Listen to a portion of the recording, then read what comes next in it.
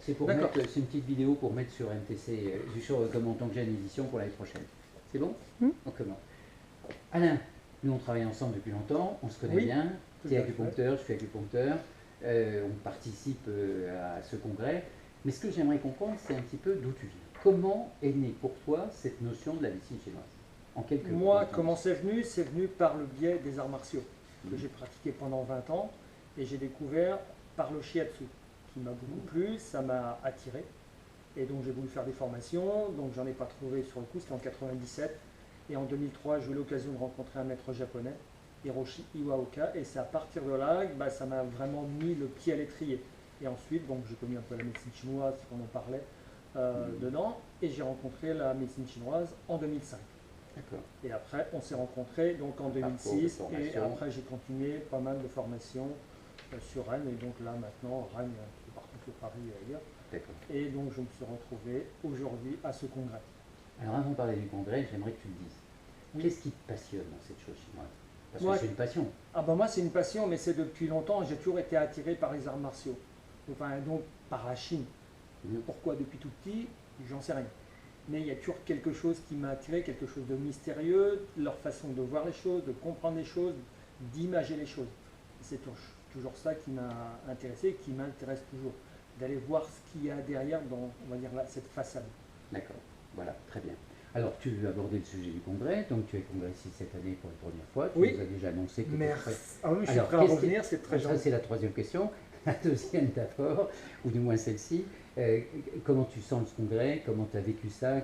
Comment tu perçois? Ah, moi, je me sens très très bien. Donc, j'ai beaucoup travaillé avant, parce que c'était la première fois que je faisais le congrès. Et c'est vrai que je me sens bien, je me sens à l'aise, on m'a mis en confiance, on m'a fait confiance. Ça, c'est important aussi.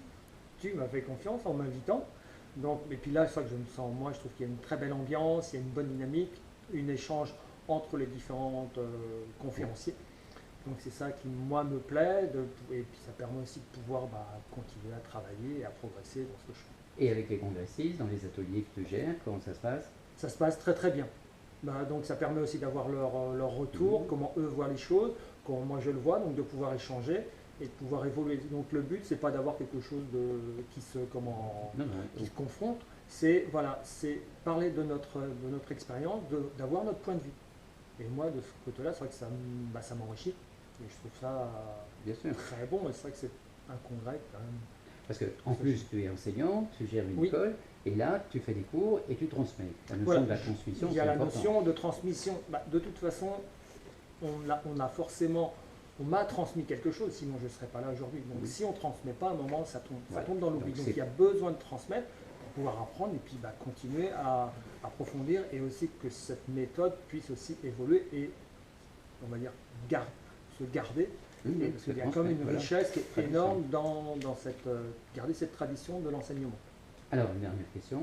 Tu es prêt pour l'année prochaine? Moi, je suis prêt. Si on m'invite, Tu je fais viens. quoi? Mais tu es déjà sûrement invité. Qu'est-ce que tu vas faire l'année Alors, qu'est-ce que prochaine? je vais faire? Je vais sans doute travailler donc, par rapport à toujours la méthode du docteur Tan. Et je vais voir, peut-être, on va peut-être plus travailler, peut-être plus pratique. On va Pourquoi voir pratique et travailler aussi par rapport à ce qu'on appelle la dynamique.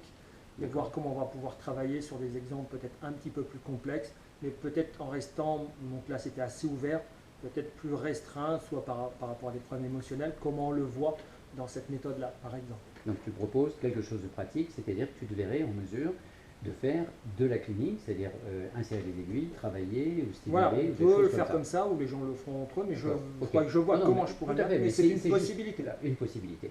On est dans la partie pratique, il y avait de la théorie, il faudra refaire de la théorie. Oui. Donc le matin, les conférences sont gratuites, tu en reparleras, l'après-midi, les ateliers, et dans les ateliers, qu'on puisse en effet faire Voilà, de la pratique. faire Ok. pratiquer. Bah, très bien. Maintenant que je sais ce que tu vas faire, à l'année prochaine. Merci Gérard, en tout cas, de ta Alain, c'est un confiance. vrai plaisir de passer du temps Merci avec toi. beaucoup. Tu as trouvé quelqu'un d'autre? Hein